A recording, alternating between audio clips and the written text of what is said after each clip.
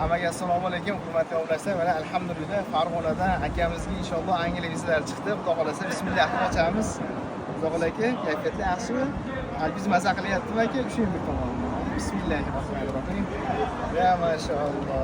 Hani Madurelesi aka, ichida viza bormi yo'qmi? Xudo xolasa bor. Allohim, yuzingizni har doim yorib qilsin. Maşallah. Orzu qilib kutilgan kunlar inshaalloh. Husanmiz aka. Husanman, Jamol akamga rahmat.